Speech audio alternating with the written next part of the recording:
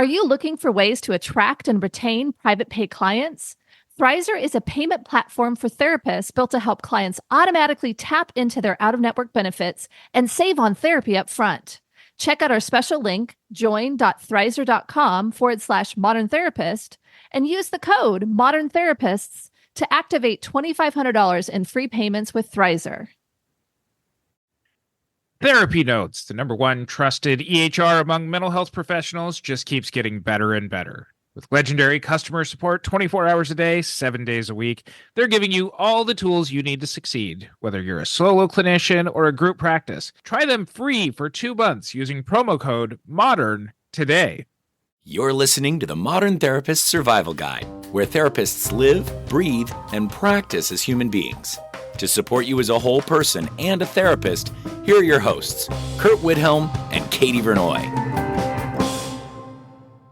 Welcome back, Modern Therapists. This is the Modern Therapist Survival Guide, and this is the podcast for therapists about the things that we do in our practices, the things that we hear about developing our practices, and the ways that sometimes we encourage other people to build their practices. And a lot of times when I'm talking with new people who are coming into the field, talking about, hey, I want to build a private practice or something like this. And one of the first things that I teach them is the word abundance. And they usually say, thanks, that means a lot. Oh my goodness, that's pretty funny. I like it. So we are taking on the idea of abundance mindsets. I think that I have seen a lot of people use this. I think that it might be misguided, overrated, wrongly used sometimes. While it's good to think positively, I also think that maybe this is just kind of a whole lot of privilege that is just being thrown out there and just kind of like, oh, if you just think abundantly, there's a never-ending growth of everything everywhere, and it's just your fault if you can't think that way. Is this also what you experience?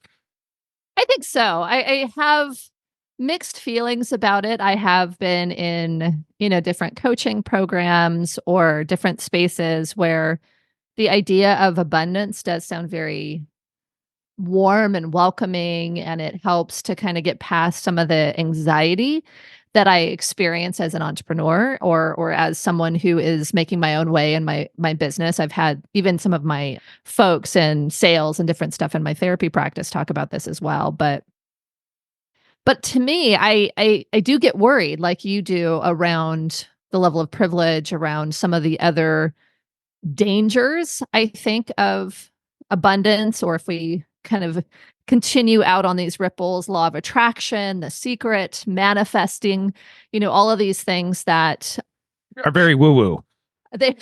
You said that, not me. But I want to start, before we get into that part, I want to start with the reverse, or what people call the reverse, which is scarcity mindset. And I think describing scarcity mindset as our survival brain feels the most accurate to me. It's what we naturally do. Our brains are designed to help us stay alive. I actually got some of this from an article from Tony Robbins, of all people. I wanted to see, let's go to the source of the people that are using this stuff. And there's some definite woo in a Jack Canfield blog around the law of attraction. But so I'll put the stuff that I looked at and that we talked about in the show notes over at MTSG podcast. I think with this scarcity mindset, which I like to describe as like a survival mode, our brains are designed to help us to stay alive. If there's danger, the first thing we're going to do is go to, how do I protect myself? Let me avoid risk. Let me make sure I have enough. And, studies show people who live in poverty have a scarcity mindset, and that seems legit. There was even a WebMD article that says it lowers IQ, it limits your brain function, it makes impulse control harder. When we don't have enough, we behave as though we don't have enough. And so scarcity mindset is a real thing when people have scarce resources. There's a fear of danger, there's a fear of lack. But I think when we use it colloquially, when someone is an entrepreneur and worried that if you get a client, I don't get a client, those kinds of things. When there's that kind of zero-sum game, there's only a certain number of pieces of the pie, I got to grab mine, very self-protective, then it's seen as a flaw. And it's seen as something that is dangerous to you, dangerous to your business or your career trajectory.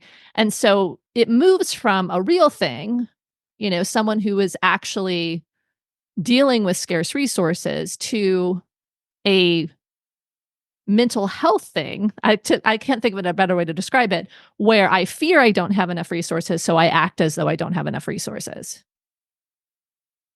Having taught in a couple of universities that work with students who come from very different socioeconomic backgrounds as they enter into the programs. One was a university that it's a state school. It was a lot of first generation college students in general, let alone first generation graduate students. A lot of people who their first experiences with mental health themselves might have been through community-based agencies, versus the one over the hill that was the private school that catered to a lot higher SES background. And both of the schools taught towards very different career aspects, even just based on kind of who ended up being the faculty there. And so I've gotten to see kind of both sides of this, and owning my own privilege in this conversation. I went to the school over the hill myself and ended up in private practice.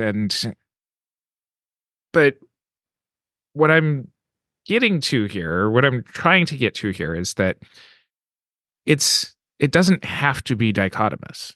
It's really something more simple than just kind of, think and grow prosper, go grow wealthy, whatever that, Think and Napoleon Grow Hill. Rich is Yeah, the yeah, book. yeah. That does start with this very big place of privilege where it's like, of course, if I don't have to worry about where my bills are coming from or where I'm going to be able to eat or any of that kind of stuff, that makes it easier to do that.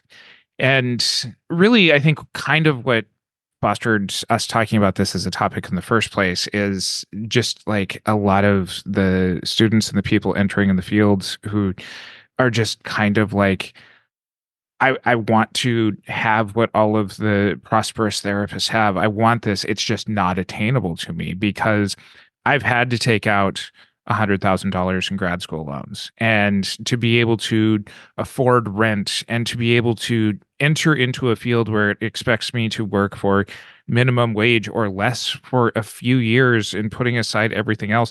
I don't have the privilege to do this. And I'm hearing this especially from kind of the younger millennials and the older Gen Zs that are now entering into the field, that the last, like, I don't know, 15, 20 years has been just like one major once in a lifetime crisis after another. And so it's just kind of like, no matter how much work there is, the goalposts just keep getting moved as a field or as a society. That I think that this advice to just like think better, like think your way out of, a once in a lifetime crisis that's followed by another once in a lifetime crisis. Just, always think towards the positive and things will work out for you.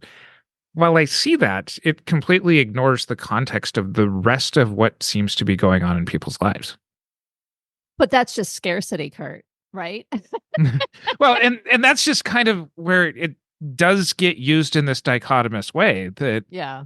I see the people who do end up kind of like, okay, I've got to get out of grad school and I've got to work the crap job while I'm also working on building a private practice on the side under somebody else's supervision. That I see as an employer, I see those people who I'm like, you're the ones who are definitely going to make it because you're taking kind of the both and.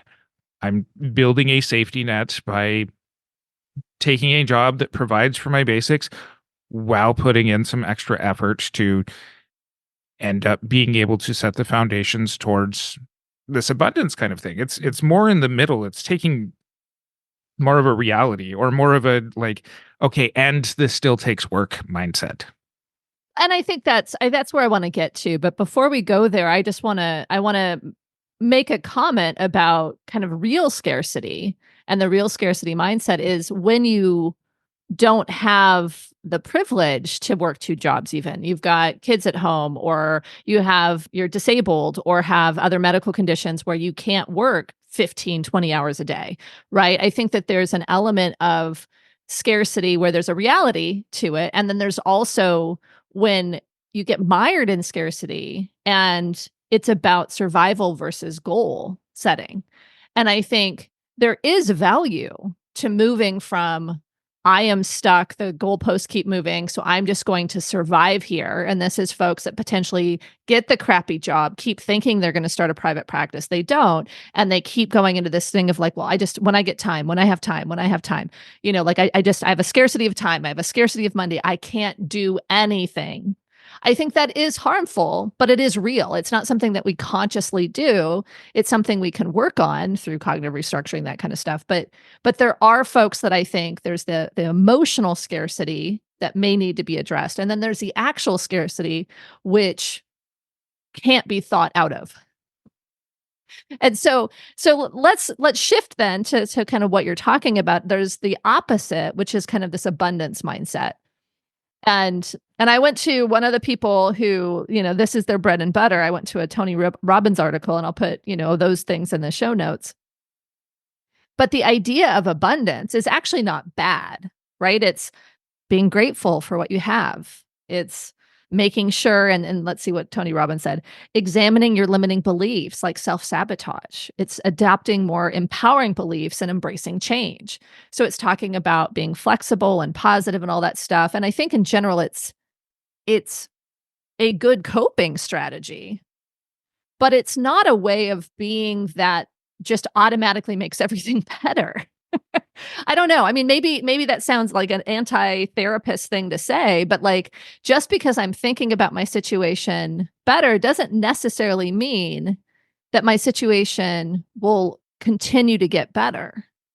Yeah, I think that what you're talking about is a lot of general, just like, taking negative beliefs about what's out there and being able to use it in a positive way. I think Sure. that there is some good cognitive restructuring that needs to happen in order to be able to find success. But just like expecting that people are just going to be like, okay, I'm drastically just going to be like, there's plenty of things for everything for me all of the time, and that things will work out.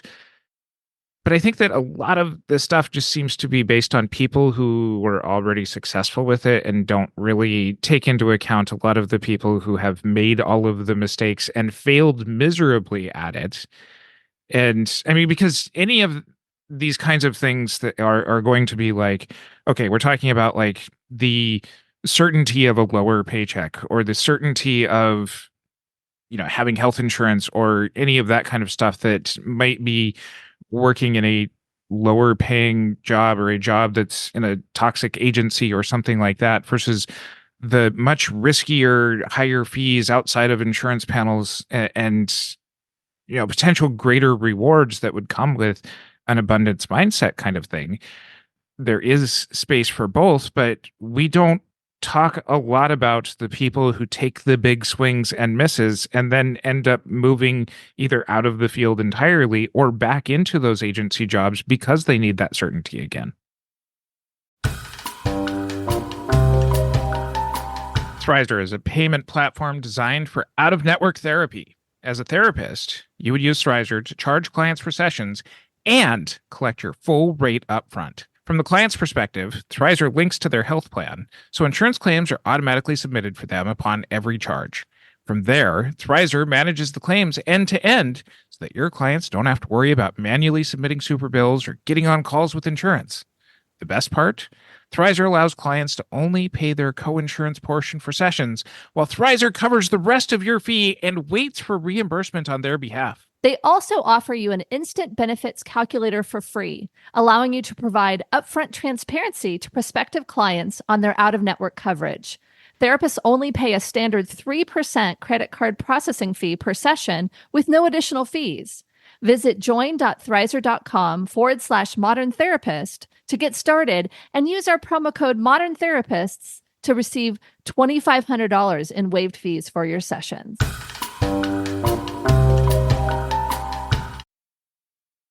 For sure. And I actually found a study. It was unironic and was in the North American Journal of Psychology. I don't even know if that's really a good one or not, but I found it. I was in my Google Scholar looking up, and it was Yakubova and Salahajar. I think I said that right. But it basically said that abundant thinkers have more wealth. And it was correlational, but it was always described in that direction. We have proved that people who think abundantly have more wealth. And, we controlled for all the different things, demographics, we controlled for all of the other pieces, but people who are abundant thinkers have more wealth. And I was sitting here going like, you're saying it in a very particular way. And if you say it the other way, it isn't very mind-blowing. People with more wealth think abundantly. Mm-hmm. I was like, am I crazy here? Like, this isn't a journal that's mentioned on Google Scholar with somebody that has like a bazillion citations. It's one of the authors, the other one has none. But I was like, so I put it into Chat GPT, and I was like, what is this article saying? And it said it the same way. And I said, could it also mean this? And they're like, and Chat GPT told me I was very astute. So I recognize that I have now been given the Chat GPT approval that I was thinking correctly. I was like, am I crazy? This is correlational. Of course, people who have more resources will think more abundantly because they don't have to worry about it. Right?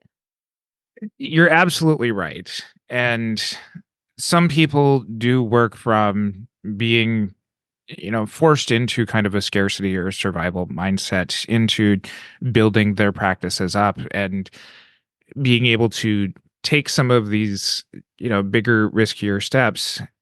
And eventually, along the way, at least observationally, of a lot of the people in our fields, or the therapist turned coaches that I see out there that seem to forget their roots. I mean, a lot of the people that you're talking, not everybody, are the motivational speakers, the coaches out there that might not have started out in the therapy world, the Tony Robbinses and those kind of people. And I know Tony is very famous for, like, one of the stories that he tells in virtually every workshop that he's in is how, like, he spent his last $3 buying a coffee for somebody because he just knew that if he was putting good out into the world, or whatever that story ended up being. I know that he used his last dollars on something and uses that as kind of this, but I just knew sort of thing that highlights. Was it like some famous person that gave him a start or something? Like, what? I'm not a Tony Robbins No, I'm not either. So disciples. So maybe we need to ask somebody what that was.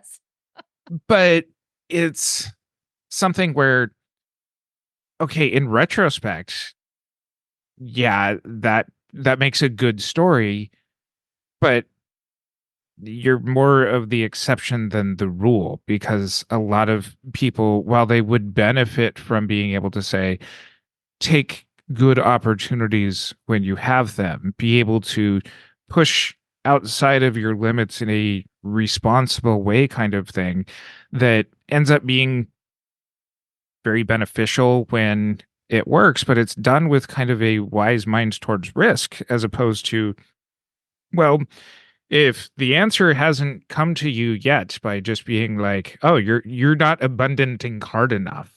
Like, if you haven't manifesting if you have not risked everything hard enough, then you're not successful yet. You should sell that kidney so that way you can afford to take on the next part of your practice, or the next coaching session from somebody that is going to be able to tell you, like, hey, you have children that have extra kidneys too. Like, well, and I think that's the thing that I think is so problematic, is that whether or not there's positive stuff around thinking positively and abundantly, there is I don't even like weaponization of it, that if you don't think abundantly, then you're sabotaging yourself. And I think also using it as a sales tool. If you were abundant enough, you'll sell your kidney to be able to afford this fabulous coaching program that's going to solve all your problems.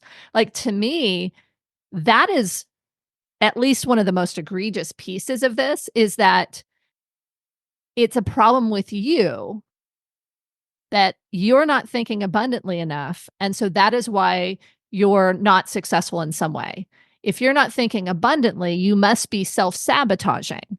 If you don't set a full fee and hold it no matter what, even if no client will pay that fee, it's better to have an empty practice and a full, abundant heart than a full practice and a slightly less full, pocketbook.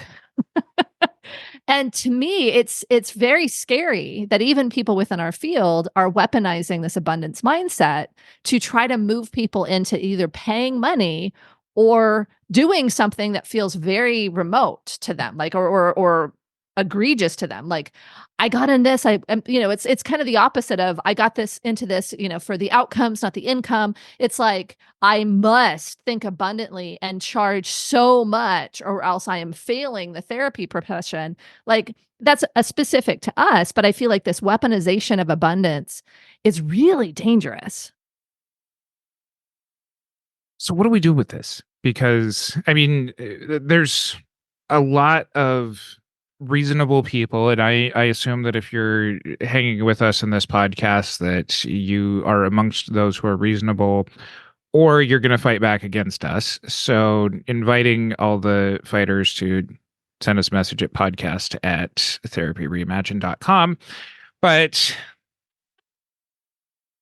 I know that this is not representative of everybody who's out there teaching people how to make their practices. We have good friends who do this, but part of just what we see is there's enough of these people, and there's enough of the people who are trying to improve their situation by moving into a private practice or a cash pay practice or something like that, that their anxieties of getting into it make them buy into these courses that are just kind of reinforcing like you're not good enough. You're bypassing all of the work that it takes to build something sustainable. If, I have never taken out lines of credit or loans to run my business. And it always surprises me when I hear people who take out giant, loans to be able to build their practices or to fund their practices, and then they're beholden to yet another debt space rather than being able to kind of slowly and methodically work to get there. And so I take, still sometimes sliding scale clients that are well below what I charge as far as a regular fee for new clients. Sometimes I'm very particular about that, but earlier in my career, this was part of having the full practice, was being able to be like, okay, it's not as much, but it's a lot more than the zero that I would get during that hour. Yeah. Well, I mean, I think that I want to just acknowledge both of us have privilege of having spouses that work and having, money that we can work with, but like the same, I haven't taken out lines of credit for starting a practice, but I did invest some money that I had to start a practice. Mm-hmm. I paid it back almost immediately, and I'm super frugal. So it was like, I didn't buy a comfortable chair to do my therapy in until I'd made enough money to pay for it, those kinds of things. But I think that looking at your actual survival needs, I think, is an important one, because to me, the selling a kidney or you just believe and it will happen, I think is problematic. But before we get too much into the solutions, I really want to go through kind of this list I made of additional problems with this. Are you open to hang with me for that for a little bit longer? Yes. Okay. So we talk about the blaming and shaming people that are going through a hard time, right? Like if you're not abundant enough, like it doesn't matter that you've had, huge financial problems for whatever reason, or financial instability. It doesn't matter that you're going through hard personal times. Think abundantly. Just think abundantly, right? Mm-hmm. And it doesn't honor that there might be some grieving that needs to happen. It doesn't honor that maybe there's just some good old problem solving that is very strategic and not abundant and creative that just needs to happen to get through these situations. But when I was thinking about that, I was, before we hit record, you were talking about, or I guess on our Patreon thing, you were talking about kind of the evangelical piece to it, right? That just believe hard enough. I was thinking about Job. Job was tried. This was a Christian thing of tried and tried and tried and was still, a great faithful person. I know that there are other types of spirituality that kind of falls into this. But even just if we remove, kind of organized religion, I feel like there's a certain spiritual bypass around abundance. And I guess I've kind of talked about that backwards because it's like, yes, the grief, the strategy, all those things are not talked about if you just say abundant. But do you see that as well? I think so. And I think that this fosters into the way that our field looks at sometimes private practice therapists who charge a lot. Is it ends up being kind of even on the outside of like, well, you're bypassing kind of outside of the outcomes. It's ignoring, for those of us who have spent years slowly and methodically building up clients and reputation and only looking at what is happening outside of the context of how people got there. And especially where we're in this therapeutic renaissance of like, oh, mental health crisis, lots of people can enter into this field very easily at a time when a lot of people are, TikTok influencers who are therapists and the like, that it's very easy to portray that influencer mentality. And I would say that the vast majority of us are probably the ones who have taken the steps and taken the hard hits from time to time, and also have grown to a place of expertise and wisdom and don't necessarily need to have all of the flashiness that goes along with this. But some of the ways that I see some of, the coaches, some of the go and do this workshop about how to build your private practice, and we're going to visit 7 continents on the cruise that this workshop is set up on. And for the low price of $12,000, you'll have everything set up for you. That just is like, okay, those people might have built out their coaching programs to do that step by step, but it's such a big divide from those who have to those who don't have yet, if it's, being in the abundance mindset sort of thing. Yeah. But realistically to those who have to deal with life, that it's unattainable. It's irresponsible to assume that that's what everybody can have.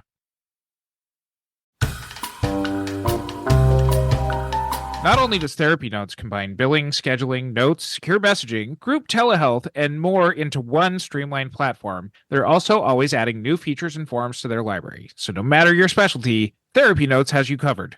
Learn more at therapynotes.com and use promo code MODERN for 2 months free.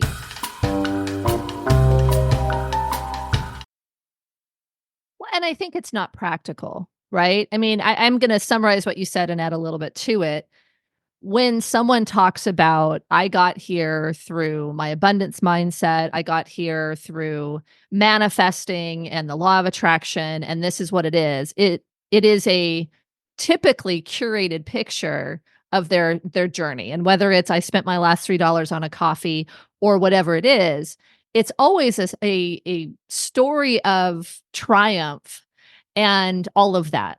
And potentially it's even not a story that tells the truth beyond that. I mean, I've talked to a lot of folks, both with coaching programs as well as who have been in programs or seen behind the scenes in other coaching programs. And there's a lot of smoke and mirrors.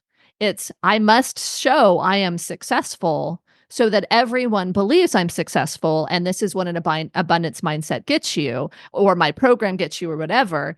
But then when you really look further, they're spending way more money than they have trying to get enough, kind of ads going or whatever it is. And I know that there are people who do this well. So this is a broad generalization, but denies the reality of even someone who is successful can have a bad year or a bad patch or whatever. And that doesn't mean that they're not being abundant. It means that that's the reality of things. You know, maybe they didn't pivot fast enough, or maybe there was something else that happened. And so I think, to me, it is such a curated perspective, and it puts false hope for what the actual reality is. So there's that. And that's, I think, what you're talking about. The other thing is that it then can, at times, posit so strongly that it's about mindset work that it doesn't get into the practical realities that you're talking about in building a practice, about how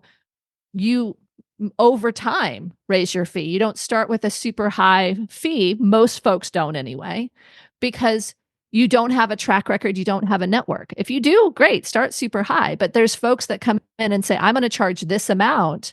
And what they don't know is that a lot of people say, my fee is $350 an hour, but they're charging that maybe to one person and have slid everybody else down just to have a practice.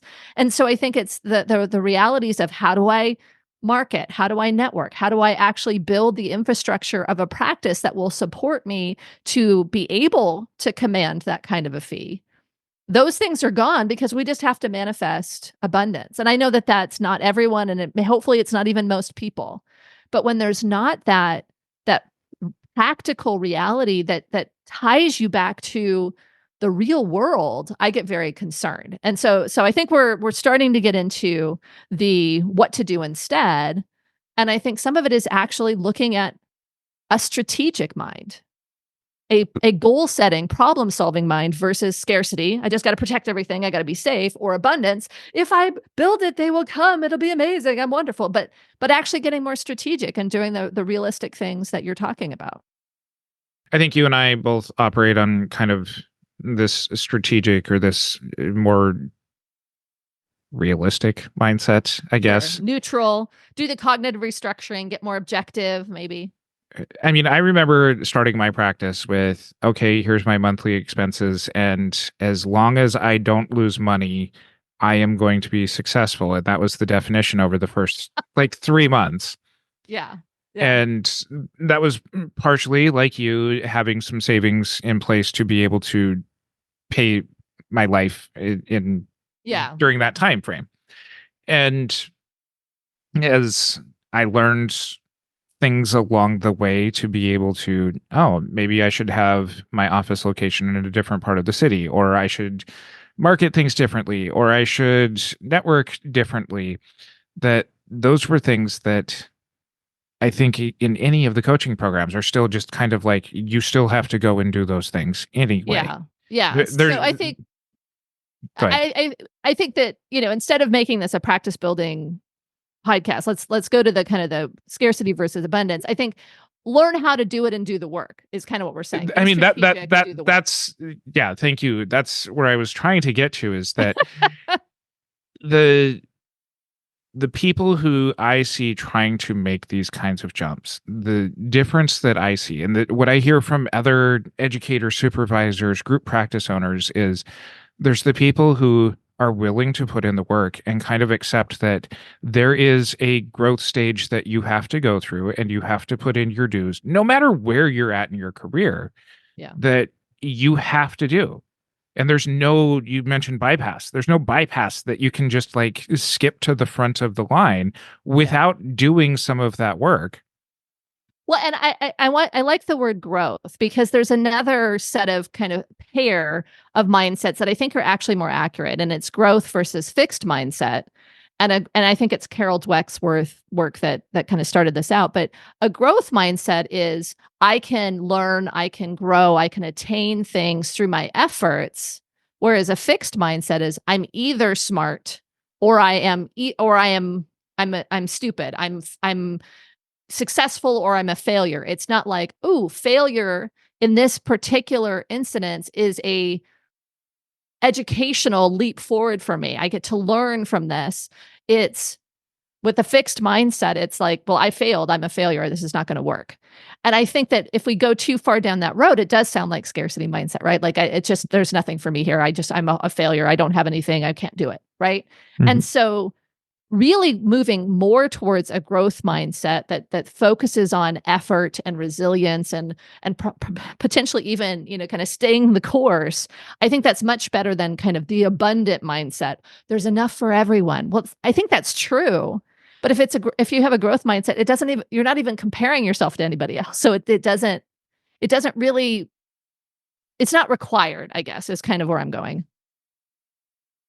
And I'm not even sure that that's entirely true. I don't necessarily even agree with you on this, because if I mean, just even taking on like the, okay, there's enough for everyone sort of thing. Which is the abundance mindset. Right. There still has to be a lot of context that you take into account on things. Like, Yeah.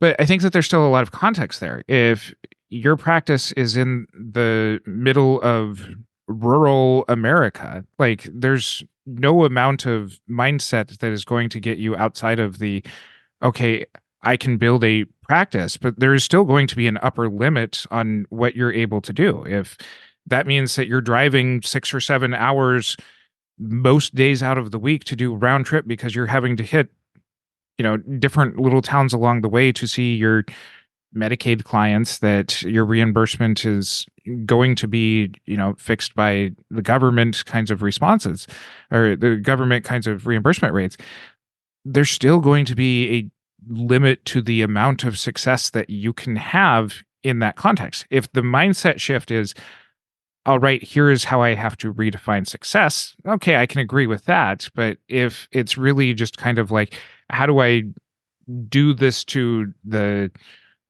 make my dreams happen, it also might just not be possible for everybody. I don't know that I see growth mindset as anything's possible if you just try hard enough. I do feel like it's more, I see it able to be in conjunction with this kind of reality-based perception and strategy. It's, I'm going to do my efforts towards my best strategy. And if that's a failure, I learn from it. And then I design a new strategy. That's how I see growth mindset. Okay. Whereas fixed mindset is, I do my best efforts towards a strategy. It doesn't work. I am a failure. That's it. I'm done. So that, I think it's slightly different, but I do believe that no mindset shift can take away the fact that you are in a place where you can only serve folks who can only pay a certain amount. Like, you have to design your practice, your life with that stuff in mind. Like, you can't mindset yourself into something else. You can strategize and get licensed in another place and do a telehealth practice and have access to potentially higher income, clients. But it's not something that you're going to abundantly just create out of thin air.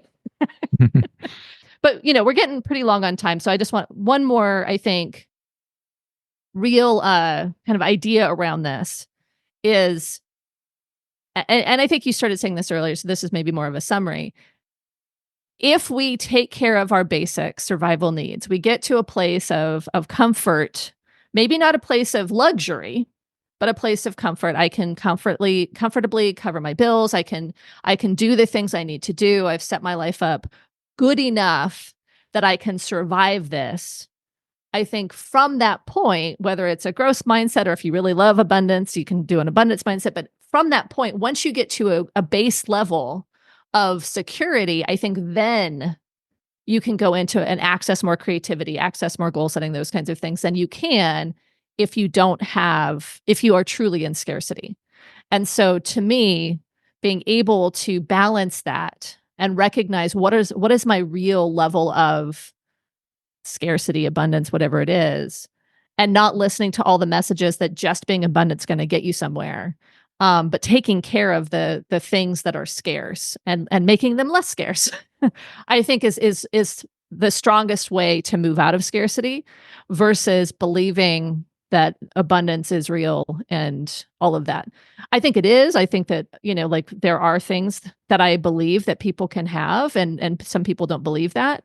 But I don't think that just saying, by and large, have an abundance mindset and your life will be better is really accurate, and is terribly privileged and terribly short-sighted, and, all of the things we've said.